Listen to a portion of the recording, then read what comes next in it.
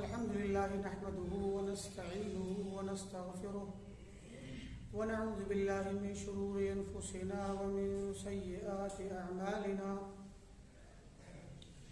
من يهده الله فلا مضل له ومن يضلل فلا هادي له وأشهد أن لا إله إلا الله وحده لا شريك له وأشهد أن محمدًا عبده ورسوله أما بعد فإن خير الحديث كتاب الله وخير الهدي هدي محمد صلى الله عليه وسلم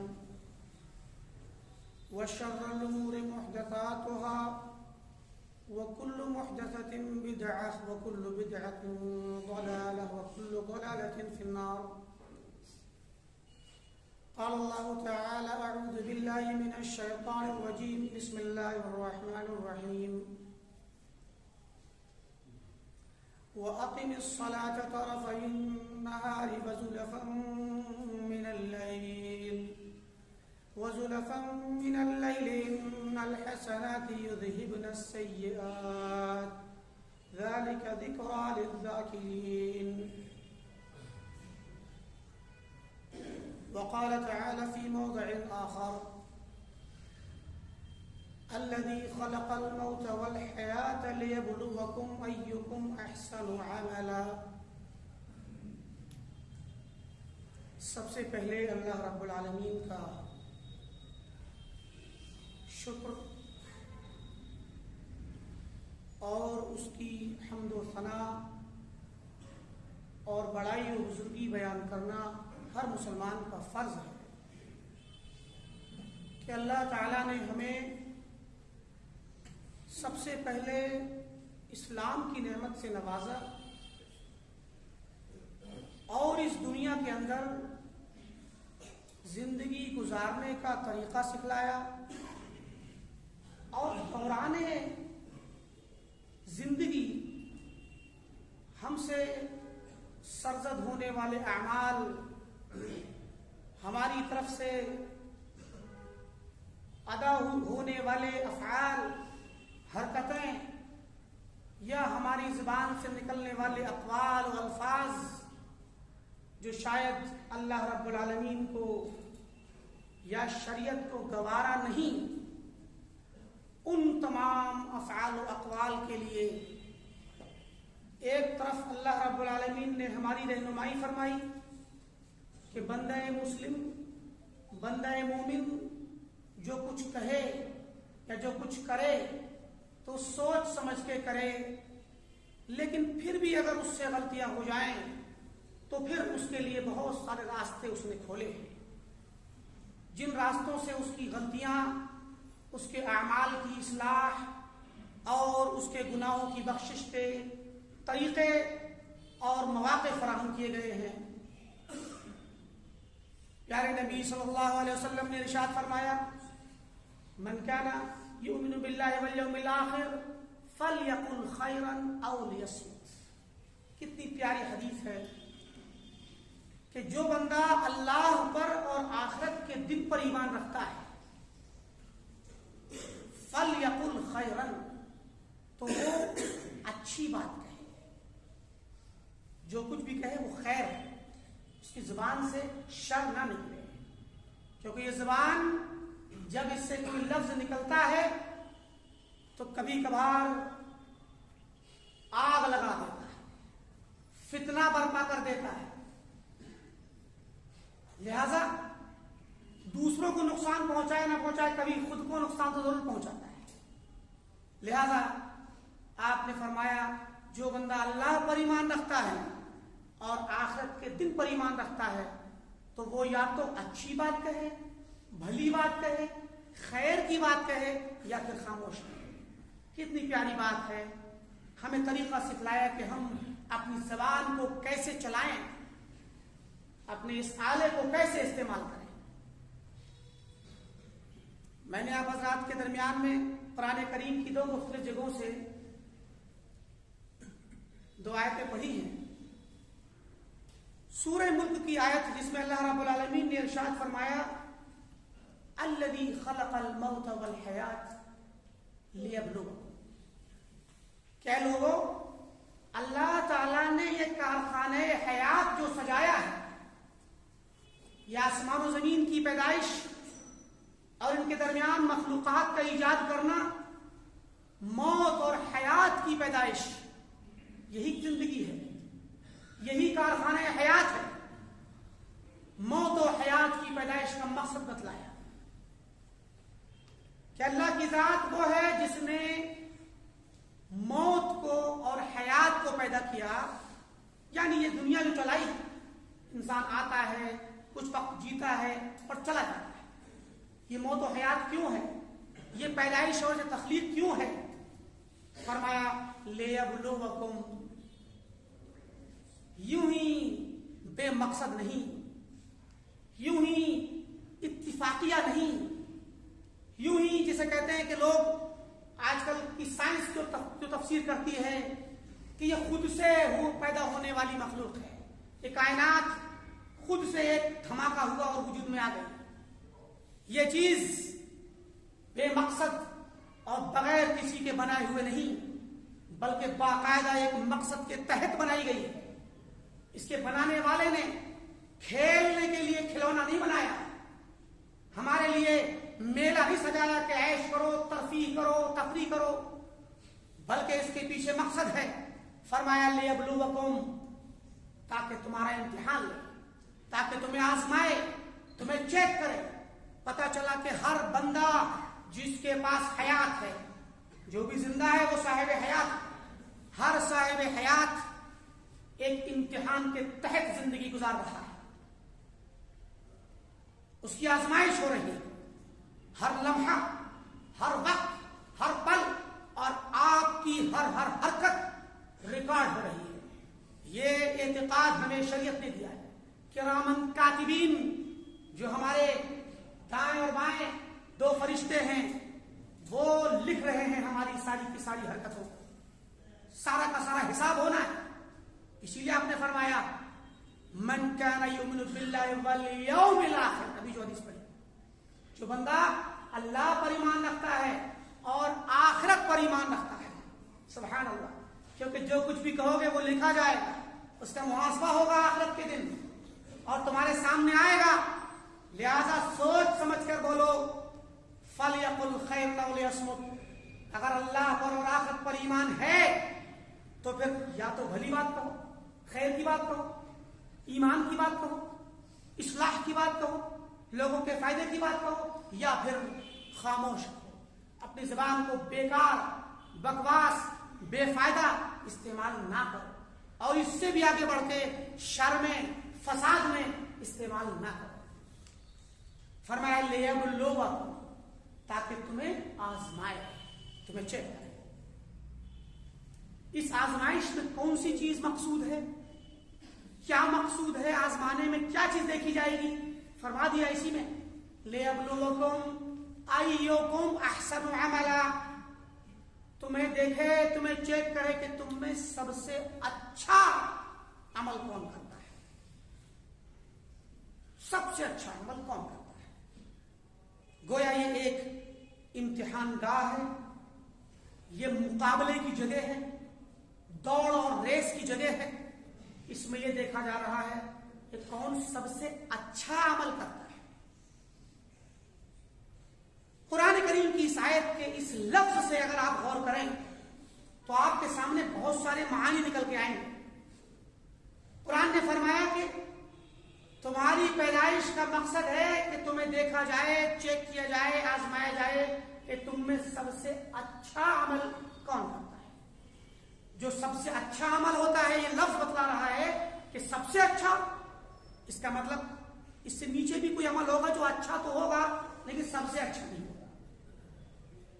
گویا یہ لفظ اپنے آپ میں دو طرح کے اعمال کا اشارہ کرتا ہے۔ ایک وہ عمل جو سب سے اچھا ہے، تو سب سے اچھا اس سے پیچھے جو سب ہے وہ اچھا تو ہو سکتا ہے لیکن سب سے اچھا نہیں۔ گویا دو طرح کے عمل ہوئے، سب سے اچھا اور اچھا، اور اس سے بھی نیچے جائیں گے تو برا اور سب سے برا۔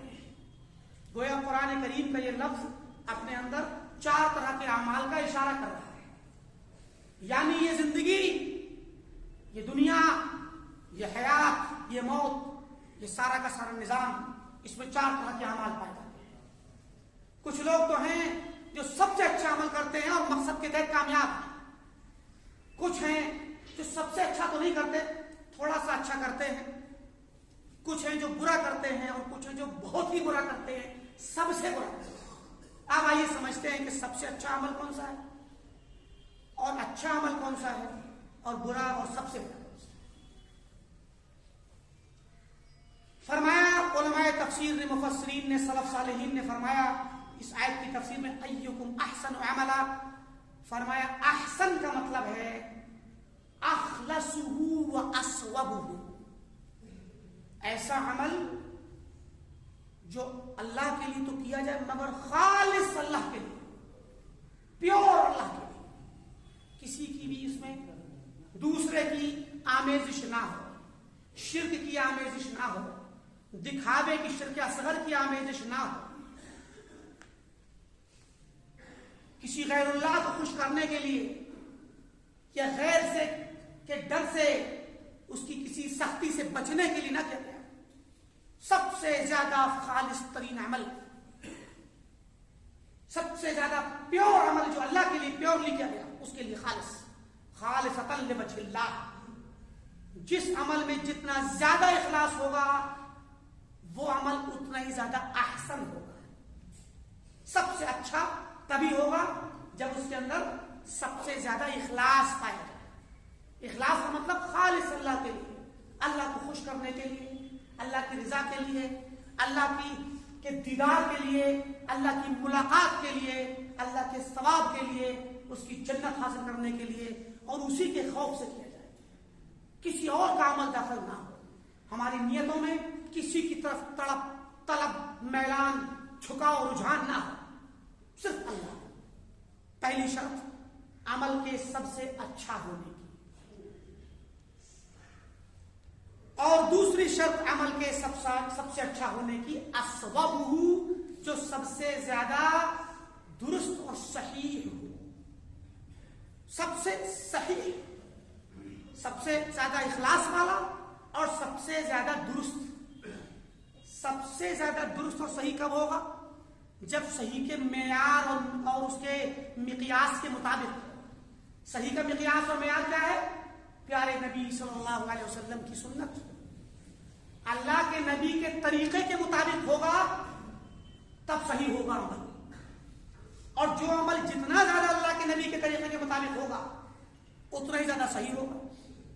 جس عمل کے اندر اللہ کے نبی کی سنت کی مکمل اتباع کی گئی ہو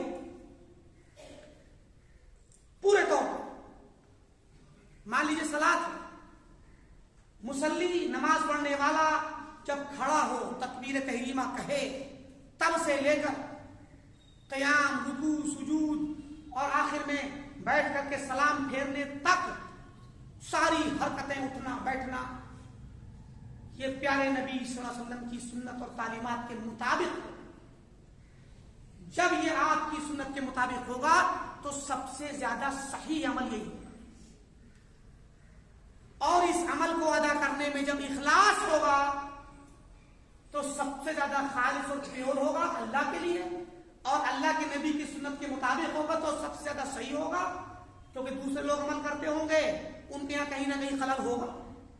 نماز کے پڑھنے میں اگر اللہ کے نبی کی سنت کے مطابق نہیں ہے تو وہ مکمل طور پہ صحیح نہیں ہے نماز۔ لہذا 2 شرطیں ہیں ایکم احسن عملا کی، کہ اگر آپ کو اپنا عمل سب سے اچھا بنانا ہے اور اس آیت کے مطابق اس زندگی کے امتحان میں کامیاب ہونا ہے تو آپ کے عمل میں 2 شرطیں پائی جانی چاہیے۔ پہلی شرط کہ وہ اخلاص پر مبنی ہو، خالص اللہ کے لیے ہو، غیر اللہ کے لیے نہ ہو، کسی انسان کے لیے، کسی بڑے بزرگ کے لیے، باپ کے ڈر سے، ماں کے کو خوش کرنے کے لیے، کسی دوست کو دکھانے کے لیے نہ ہو، خالص اللہ کے لیے۔ اور وہ عمل جب ادا کیا جائے تو مکمل طور پر اللہ کے نبی کی سنت کے مطابق، یہ ہوگا احسن، سب سے اچھا۔ اب آئیے سب سے اچھے کے بعد بعد اچھا، تو اچھا وہ ہوگا جس میں دونوں شرطوں میں سے کوئی ایک پائی جائے دوسری نہ پائی جائے۔ مثلا ایک بندہ عمل کرتا ہے پیورلی اللہ کے لیے، خالص اللہ کی خاطر، کسی غیر اللہ کے لیے نہیں کرتا، مگر اس بیچارے کی مصیبت یہ ہے کہ اس کا عمل پیارے نبی صلی اللہ علیہ وسلم کی سنت کے مطابق نہیں ہے، بدعت اس کے اندر گھسی ہوئی ہے، سنت کے خلاف ہے، نماز تو پڑھتا ہے مگر وہ نماز اللہ کے نبی کی سنت کے مطابق نہیں ہے، تو ہوگا کیا؟ اخلاص کی وجہ سے وہ عمل اچھا تو ہے، کیونکہ ظاہر اللہ کے لیے ہے اچھا، مگر سب سے اچھا نہیں، کیونکہ صحیح نہیں، کیونکہ دیکھ اللہ تعالیٰ اس کے جذبے سے تو خوش ہے، مخلص ہے، اللہ کو خوش کرنے کے لیے محنت کر رہا ہے، بدعتی انداز کی بدعتیں ایجاد کر رکھی ہیں، نئے نئے اعمال ایجاد کر رکھے ہیں، اور ان کو ادا کرنے میں تھکتا ہے، پریشان ہے، اللہ کو خوش کرنا چاہتا ہے، اللہ اس کے اس جذبے سے تو مطمئن ہے کہ تم مخلص ہو، مگر اس بات سے ناراض ہے کہ تم نے اللہ کے نبی کی سنت کے مطابق عمل نہیں کیا۔ ایسے ہی اس کا الٹا، ایک بندہ اللہ کے نبی کی سنت کے مطابق نماز تو پڑھتا ہے، روزہ تو رکھتا ہے، زکات دیتا ہے، دوسرے تمام اعمال سنت کے مطابق ہے، صحیح ہے، فارم بھر دیا مکمل سے، مگر مشکل یہ ہے کہ جب پیش کرنے چلتا ہے اللہ کے سامنے تو دل میں اخلاص نہیں، نماز پڑھنے تو آیا سنت کے مطابق مگر کسی کو دکھانا چاہتا ہے، لوگوں میں نمازی کہلانا چاہتا ہے، یا اللہ کی راہ میں صدقہ کرنا چاہتا ہے، کر رہا ہے، خوب مال لٹا رہا ہے اللہ کی راہ میں، مگر وہ چاہتا ہے کہ لوگ اس کو صحیح کہیں۔ تو یہ جو جذبے ہیں، اخلاص یہاں سے ختم ہو جاتا ہے۔ بظاہر آپ کا عمل سنت کے مطابق ہے، سنت کی مطابقت کی وجہ سے وہ صحیح ہے، عمل صحیح ہے، لہذا صحیح ہے تو اچھا تو ہوا، مگر سب سے اچھا نہیں ہوا کیونکہ اس میں اخلاص نہیں پایا۔ اس کے بعد برا عمل کون سا ہے؟ یہیں پر ایک اس کی مزید وضاحت کے لیے ہمیں ٹھہرنا ہوگا کہ کوئی شخص ان دونوں شرطوں کو معمولی نہ سمجھے۔ اگر کوئی سوچے کہ چلو میں سنت کے مطابق پڑھتا ہوں، اخلاص نہیں بھی تو کیا ہوا، عمل اچھا تو ہے، مولانا نے کہہ دیا کہ عمل اچھا ہے، کوئی بات نہیں، یہ تو عقلی تقسیم ہے، عقل کہتی سب سے اچھا، اس کے بعد اچھا، ڈگری سب سے ہائی ڈگری، اس کے بعد اس کی لوور ڈگری۔ لیکن مشکل یہ ہے کہ شریعت کے یہاں، اللہ تعالی کے یہاں صرف دو ہی کیٹیگری ہیں اعمال کی، یا تو مقبول یا مردود، یا تو قبول ہوگا یا رد ہو جائے۔ اللہ تعالیٰ کے یہاں عمل وہی مقبول ہوگا جس میں دونوں شرطیں پائی جائیں، ورنہ مردود ہے۔ بظاہر تو ہم دنیا میں فیصلہ کر دیں گے کہ اس نے سنت کے مطابق نماز پڑھی ہے تو صحیح ہے، نماز صحیح ہے اس کی، مگر اس کے دل کا حال تو ہمیں پتہ نہیں نہ ہے، اخلاص تو اللہ تعالیٰ کو پتہ ہے، لہذا اللہ تعالیٰ اس کو رد کرتا ہے۔ اللہ فرماتا ہے انا اغنى الشركاء عن الشرك، اے لوگوں سن لو، میں پارٹنروں میں اور شریکوں میں سب سے زیادہ بے نیاز شریک ہوں۔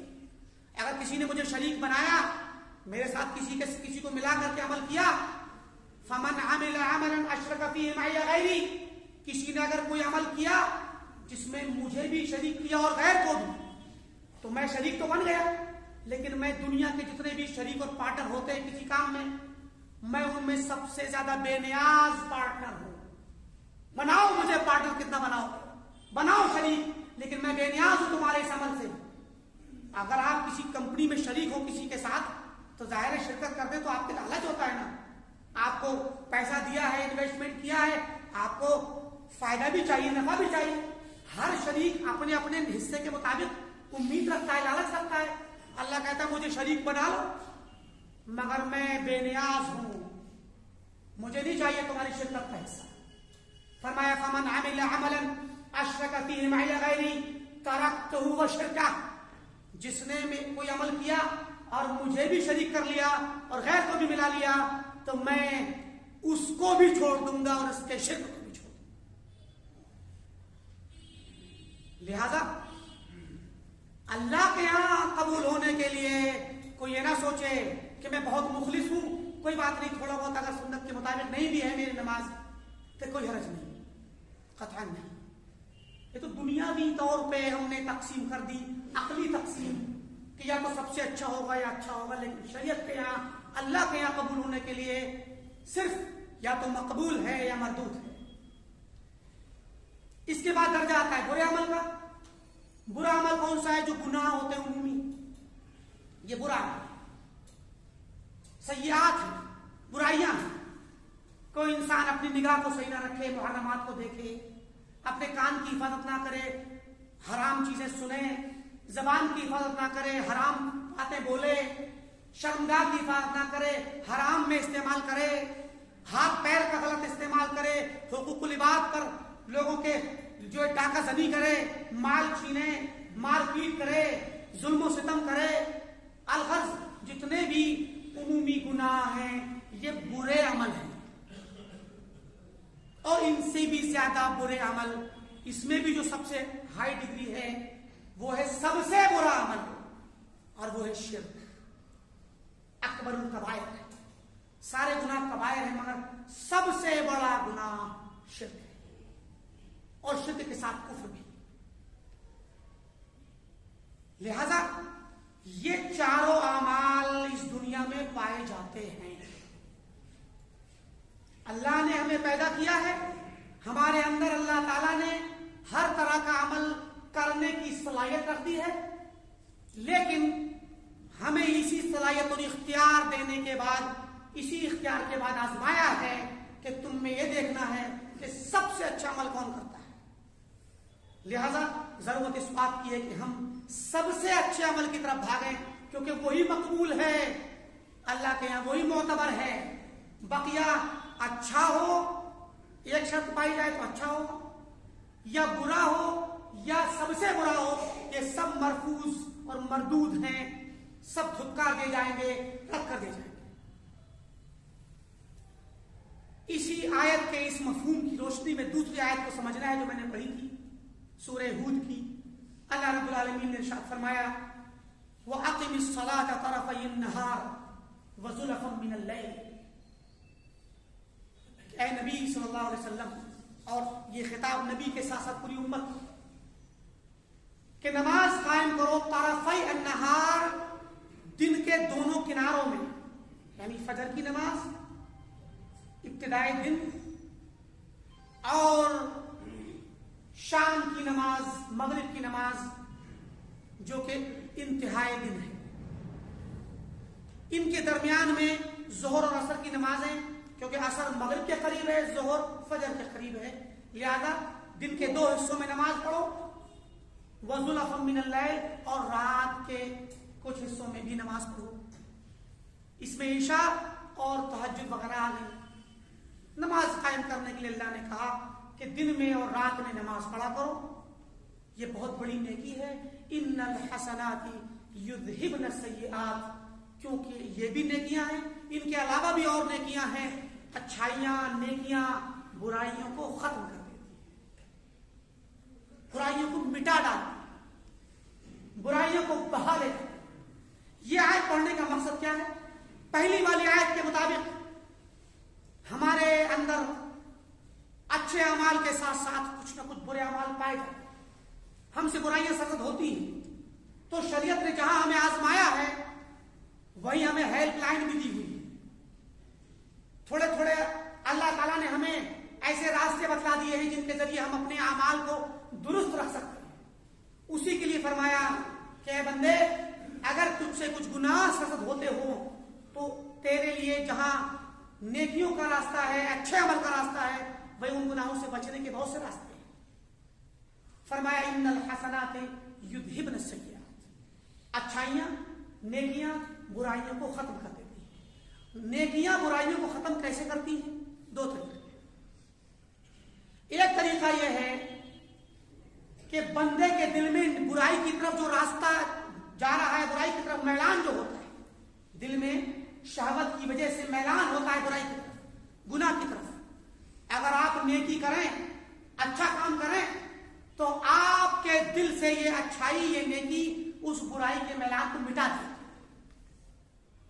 بعض لوگ اس بات کی شکایت کرتے ہیں کہ بھئی بہت کوشش کرتے ہیں ہم لیکن گناہ نہیں چھوٹتے, برائیاں نہیں چھوٹتی. اگر آپ سے برائی نہیں چھوٹتی ہے, گناہ نہیں چھوٹتا ہے, تو آئیے برائی کو چھوڑنے سے پہلے اچھائی کیجیے, نیکی کیجیے. دیکھیے نیکی کی برکت کہ آپ کے دل سے برائی کی عادت کو مٹا ڈالے. آپ کے دل میں جو برائی کا رجحان ہے, برائی کی طرف تڑپ ہے, اس کو مٹا کر کے چھٹا دے گی, ختم کر دے گی. ان الحسنات یذہبن السیئات. اور ایک مطلب تو یہ ہے کہ اچھائیاں نیکیاں برائیوں کو مٹا دیتی. ایک مطلب یہ ہے کہ دل سے مٹا دیتی, اس کی طلب کو, اس کی طرف جھکاؤ کو, اس کی طرف میلان کو, اس کی خواہش کو ختم کر دیتی. کیونکہ نیکی اپنی بہن کو طلب کرتی ہے, جیسے کہ گناہ برائی اپنی بہن کو طلب کرتی ہے. ایک برائی کریں گے تو دوسری کی طرف بڑھیں گے, دوسری کریں گے تو تیسری طرف بڑھیں گے. ایسے ہی ایک نیکی کریں گے تو وہ نیکی دوسری نیکی کو بلائے گی, آپ کو دوسری طرف لے جائے گی, پھر دوسری والی تیسری کو لے جائے گی. گویا آپ اگر نیکی کریں, اچھے کام کریں, اور وہ اچھے کام سب سے پہلے اس آیت میں کیا کہا گیا, وہ اقیم الصلاۃ طرفی النہار وزلفا من اللیل. صلاۃ قائم کرو, نماز ادا کرو دن کے ابتدائی حصے میں, انتہائی حصے میں, اور رات میں, یعنی 5 وقتہ نماز اور تہجد پڑھو, تو پھر یہ نیکیاں تمہاری برائیوں کو ختم کر دیں گی. اسی لیے حدیث میں آتا ہے, ابو ہریرہ رضی اللہ تعالیٰ عنہ کی روایت ہے, صحیح مسلم کی حدیث ہے, اللہ کے رسول نے فرمایا الصلوات الخمس والجمعة الى الجمعة کفارۃ لما بینہن ما لم تغش الکبائر. کہ 5 وقت کی نماز اور ایک جمعے سے دوسرا جمعہ پڑھنا, 5 وقت کی نماز پابندی سے پڑھنا اور جمعہ پڑھنا, پھر دوسرا جمعہ پڑھنا, مسلسل کوئی جمعہ بیچ میں نہ چھوڑنا. اگر کوئی بندہ اس عادت پر ہے تو سمجھ لے کہ کفارۃ لما بینہن, کہ ان ایک نماز سے دوسری نماز کے درمیان جو گناہ ہوئے, ایک جمعے سے دوسری جمعے کے درمیان جو گناہ ہوئے, ان گناہوں کو مٹانے کے لیے یہی نمازیں کافی ہیں, کفارہ ہے. لیکن شرط ہے ما لم تغش الکبائر, بڑے بڑے گناہ کبائر الذنوب کا ارتکاب نہ کرنا.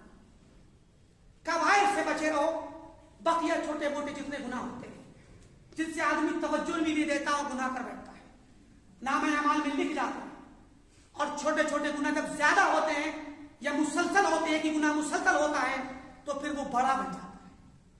لہذا اپنے آپ کو گناہوں کی آلائشوں سے بچانے کے لیے, برائیوں سے بچانے کے لیے, اللہ تعالیٰ کے یہاں اپنے رجسٹر کو کالا ہونے سے بچانے کے لیے 5 وقتہ نمازیں اور جمعے سے جمعہ اور نیکیاں, مزید اور دوسری نیکیاں, ان کا اہتمام کرنا ہر مومن کا فرض ہے, تاکہ اس کے ذریعے وہ اپنی زندگی کو صاف کرے اور اس کے نتیجے میں لیبلوکم ایکم احسن عملا کی اچھی تصویر بنے اور اپنے عمل کو اچھا بلکہ سب سے اچھا کرے اور اللہ کے یہاں کامیاب ہو.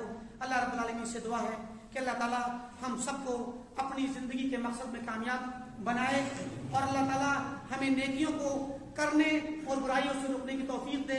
اللہ تعالیٰ ہمیں 5 وقتہ نماز کا نمازی بنا دے اور جمعے کی پابندی کرنے کی توفیق دے. ہمیں نماز فرائض کے ساتھ ساتھ سنن اور نوافل کا بھی پابند بنا, اور اللہ تعالیٰ جب تک دنیا میں رہیں اسلام پر رہیں, کہ ہمارا خاتمہ ہو تو ایمان پر ہو. بارک اللہ علی و لکم فی القرآن العظیم ونفعنی وإياكم بالآيات والذكر الحكيم إنه تعالى جواد كريم ملك بر رؤوف رحيم.